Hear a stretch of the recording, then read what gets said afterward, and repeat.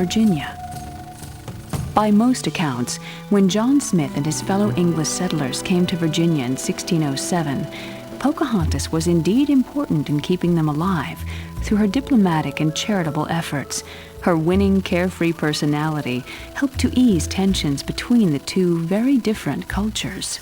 John Smith was born in 1580 in Willoughby, Lincolnshire, England, and had been involved in a lifetime of international adventures before arriving in Virginia at age 27. Over the years, storytellers have romanticized and embellished the known historical facts to the point where the story of Pocahontas has become a sort of early American Romeo and Juliet. The Disney version of the story uses the known facts about Pocahontas as a starting point for a romantic historic adventure tale, but it remains true to Pocahontas' spirit and enhances her acknowledged role as a peacekeeper. And that's the story behind the story.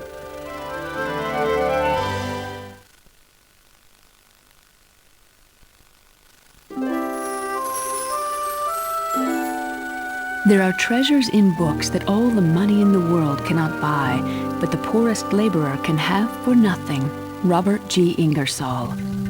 In the jungles of India, a human boy named Mowgli was raised by wolves. The vicious tiger Shere Khan vowed to kill the man cub. To protect the pack, the wolves cast Mowgli out. Bagheera the panther was selected to accompany Mowgli on his journey to the safety of the man village. Bagheera had a hard time, though, because Mowgli did not want to leave the jungle. After all, it was the only home he had ever known. After meeting Baloo the bear, a lovable jungle bum, Mowgli was even more certain he wanted to stay in the jungle with his friends. But after an encounter with crazy King Louie of the Apes, Baloo and Bagheera forced Mowgli to return to the man village. Instead, Mowgli ran away. Alone in the jungle, Mowgli met the wicked Shere Khan. Only the quick thinking and bravery of his friends defeated the crafty tiger. Soon after, Mowgli's first sight of the man village convinced him that it was the place he belonged.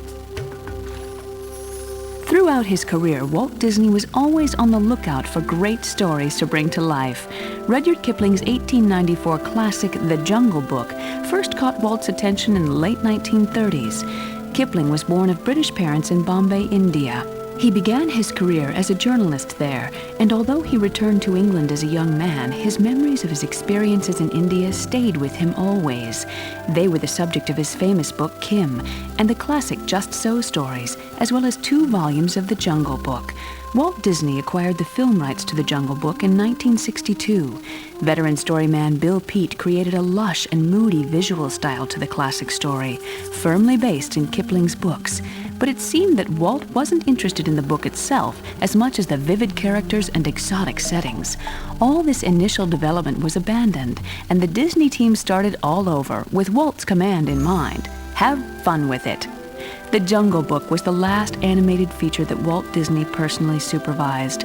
He died during its production. There was a lot of worry about whether the Disney animation staff could make the film work without Walt, but when it was released, The Jungle Book was an immediate blockbuster hit. Its winning combination of captivating characters, humor, drama, and music has made it one of Disney's most beloved animated features. And that's the story behind the story.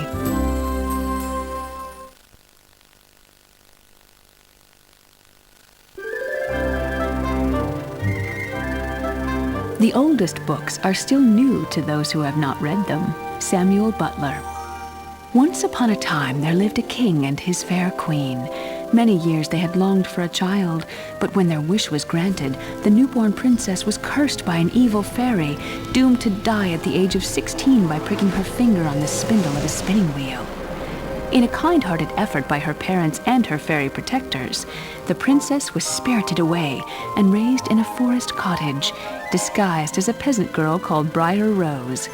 Here it was hoped she would live safely past her fateful 16th birthday.